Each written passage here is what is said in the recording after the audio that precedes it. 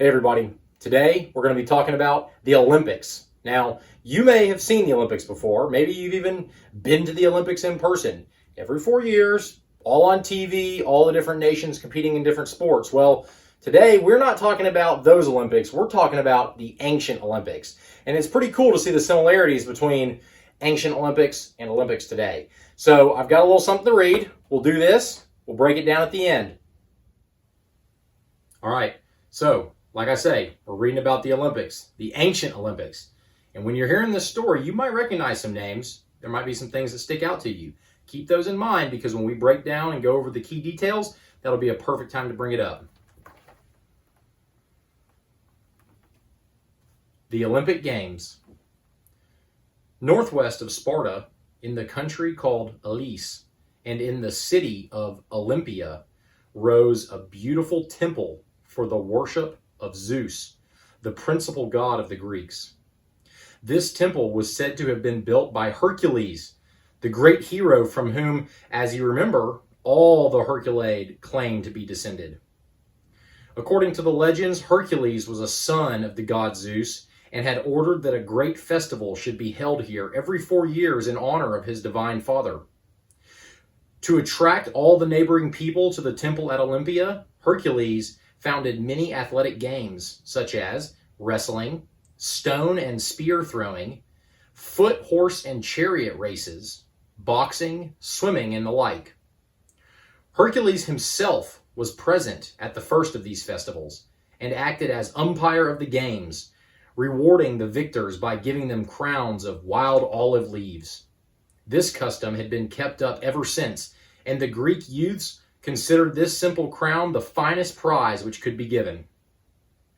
As the Spartans were great athletes, they soon took important parts in the Olympic Games, won most of the prizes, and claimed the honor of defending the Temple of Olympia in all times of danger.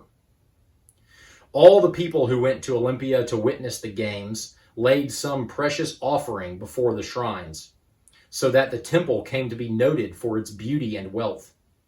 Painters and sculptors, too, further adorned it with samples of their skill, and it soon contained numerous gems of art. The most precious of all was a statue representing Zeus himself, which was the work of the renowned sculptor Phidias. This statue was more than 40 feet high, and while the god himself was carved out of pure white ivory, his hair, beard, and garments were made of gold, and his eyes made of the brightest jewels. The temple and grove were further adorned with a great many statues representing the other gods and all the prize winners, for it was customary to place a life-size statue of each of the winners in this beautiful place. During the celebration of the Olympic Games, many sacrifices were offered up to the gods, and there were many religious processions in their honor. Poets and artists, as well as athletes, were in the habit of hastening on every occasion, for there were contests in poetry and song, and the people were anxious to hear and see all the new works. Between the games, therefore, the poets recited their poems, the musicians sang their songs, the historians read their histories, and the storytellers told their choicest tales, all to amuse the vast crowd which had come there from all parts of Greece, and even from the shores of Italy and Asia Minor. As the games were held every 4 years, the people eagerly looked forward to their coming, and soon began to reckon time by them. It was therefore usual to say that such and such a thing happened in the 1st, 2nd, or 3rd year of the 5th, 10th, or 70th Olympiad, as the case might be. Soon, even the historians began to use this way of dating important events, and by counting 4 years for each Olympiad, as the time between the games was called, we can find out exactly when the chief events in Greek history took place. Although the Olympic Games were probably held many times before this system of counting was begun, and before any good record was kept, we can trace them back all the way to 774 BC. For 1,000 years after that, the name of each victor was carefully written down. And it was only about 3 centuries after Christ that the Olympic record ceased. Then the games came to an end, to the sorrow of all the Greeks. Several attempts were since made to revive these games, but all of them proved fruitless until the Greek king arranged to renew them in 1896. In that year, a great festival was held, not at Olympia, but in the city of Athens. Besides some of the old-fashioned Greek games, there was bicycle and hurdle racing, shooting matches, and contests in jumping. People from all parts of the world went to see them in as large numbers as they went to Olympia in the olden times. The victors in the games, who belonged to many different nations, received medals and wreaths of wild olive and laurel leaves. But the people did not wear crowns of flowers as formerly they did, nor did they offer sacrifices to the old gods, for Greece is now a Christian country. Well, there you have it. Let's break this thing down. Let's talk about what we just read. So, we got to read a little bit about the Olympics. Now, let's talk about it in a little more depth. What do you say? The main topic, all right? Main topic and key details. Now, a main topic is, in general, what is our text about? What did we read about? Okay? So, let's go over some of these. We talked about who started the Olympics. All right, and it was kind of a big name. Remember, I told you might recognize some names. Does anybody remember who that was? He's really, really strong. He's the son of Zeus. It's Hercules. Very nice. Yes. And so that would be kind of like a main character, right? We talked in depth about him in the book. We talked about what he did. What happened at the Olympics? All right, were the Olympics a horse show? Was the Olympics, was it a spelling bee? What did they do at the Olympics? A lot of things, right? But we call those contests, okay? And there were different ones that we talked about, like rock throwing and jumping and racing, whether it's running a race or riding a chariot. So lots of different contests, right? And then what did the winners receive? Do you remember? And this is the ancient Olympics, not the modern Olympics. What did the ancient Olympians win if they won one of these contests? Anybody remember? It was kind of like a crown, right? But it wasn't a crown made of gold. It was a crown of olive leaves. And isn't that interesting? They really loved those crowns, even though they were just made of leaves. They were very, very special. So great job. So those are some of our key details that we can take away from the reading.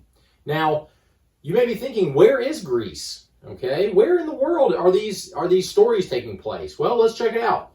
So if you look at the map of the world, all right, I've circled where Greece is, and that's in Europe there, okay? And specifically, that white part that is in the middle of that circle, that is the Mediterranean Ocean, all right?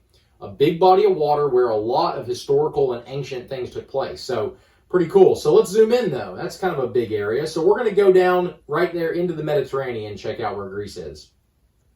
So if you see, we've got the Mediterranean Sea surrounded by land on all sides, and we have a circle there where Greece is. So see how it comes out kind of into the sea a little bit?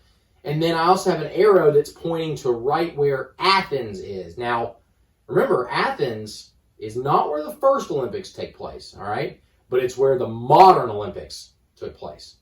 So there we go. We've got Greece. We found it. It's right there in the middle of the world map, right there in the Mediterranean Sea. And there's Greece. Pretty cool. I'd like to go there. I hear it's beautiful.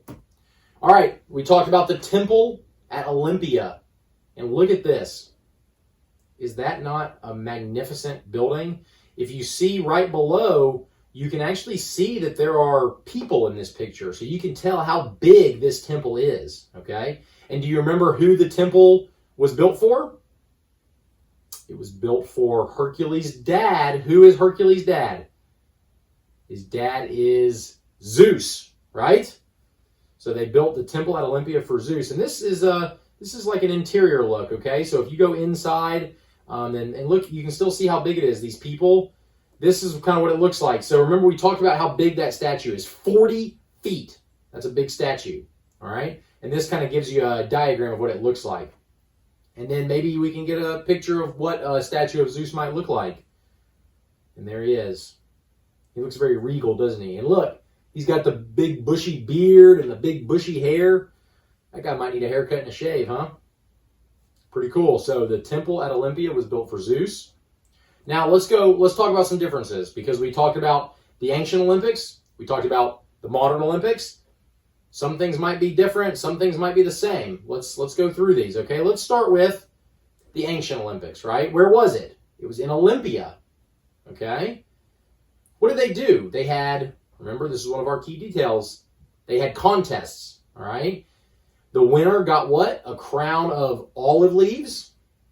And did a lot of people go? Yeah, they were very popular. So lots of people would attend. Now let's compare this to our modern day, okay? Where's the modern day? It's in Athens. So that's different. So the ancient was in Olympia and the modern was in Athens. What do they do in the modern Olympics? Well, they have contests. So see, it's still the same like that. What do the winners get? All right, it's different in the modern times, right? We talked about, what do they get? They get medals, and we're very familiar with that. If you've ever been at seen a contest of any kind, lots of times you'll give medals to the people that win. So that's different from the crown of olive leaves. Do you think people like medals better than olive leaves? I don't know. What do you think?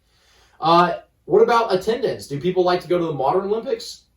Yes, they do. And so that's a similarity from the ancient Olympics too, right? That people love to go, whether it's in the far, far past or whether it's in today's Olympics. Lots of people attend, and from all over the world too. So let's talk about some keywords, okay? Some things that we picked up in there, right? Let's start with temple. Okay, we talked about the temple at Olympia. So what is a temple? Okay, it's basically, right, it's a building that's built for, in this case, they built it for Zeus. And so Zeus, that's not like a king, that's not like your neighbor. Zeus is a god, right? So they built this for a god. So a temple is not like a house that you would build for yourself, or not a house that you would build for a family or a friend. This is a house that they build for the gods. And in ancient times, they did that a lot. So that's a temple. An umpire. In our story, it talked about how Hercules was the umpire. Basically, what that means was that he was the judge. He was in charge of watching these people compete, and then he would give the winners, he would give them their medals, and he would be the one to take care of all the rules and make sure that people were doing the right things. So that's an umpire. And in baseball, the referee, right? In sports, you have a referee. In baseball, the referee is called an umpire. So we have umpires today. Adorned. What's that word? Adorned. Adorned was in our story when it talked about the sacrifices and the art and the different things that people left at the temple, or that left at the statue, or that left at the Olympics, okay? Basically, adorned means that you're covering it with beautiful things, all right? You could talk about it in terms of what you're wearing. Maybe you are adorned in jewelry, which would mean that you have lots of jewelry on. You have rings and necklaces and bracelets. Maybe you adorn your car, okay? Maybe you decorate your car for somebody. Maybe they're getting married and you want to decorate their car. You could say you've adorned their car. Or in this case, in our story, they adorned these temples, okay? People brought offerings and gifts to give to show their appreciation. So that's a pretty cool word. Centuries. We talked about the word centuries in our book. We talked about 1,000 years ago. But then we also talked about time in terms of centuries. What's a century? A century is 100 years. So you can talk about multiple centuries would mean multiple hundreds of years. So 1 century is 100 years, and centuries means that there's just multiple 100-year periods. Okay, so it's a good way to talk about the history, because if something happened a long time ago, it'd be hard to say it happened 1,434 years ago. No, instead you can say it happened 14 centuries ago. That's a pretty good one. Sorrow. Now this is kind of a sad one, but we heard about sorrow in there, and it talked about If you lose, maybe you're sorrowful. When the Olympics ended, the people that loved the Olympics, they felt sorrow. Sorrow means you're just very sad about a situation. Okay, that you feel very sad about a situation. That maybe somebody took away your favorite toy, or took away your favorite food right out from in front of you. Right, you could feel sorrow about that. Maybe if you lose a close friend or a family member, you could feel sorrow. And so the ancient Greeks, they had sorrow when they lost their Olympics. And then we had the word representing. Okay, and you'll see that I have represent up there as well. That's because representing is a form of the word represent. And what it means, if you represent something, okay, it means that you are acting as a model for, as you're a messenger for. So if you're in the Olympics, you would be a representative. You would be representing your country. So if you're from America and you go to the Olympics, you would be representing America. You represent your country. If you're from China, you're representing China. If you're from Ecuador, you're representing Ecuador. And so that's a fun word because especially in the Olympics, it's very, very important.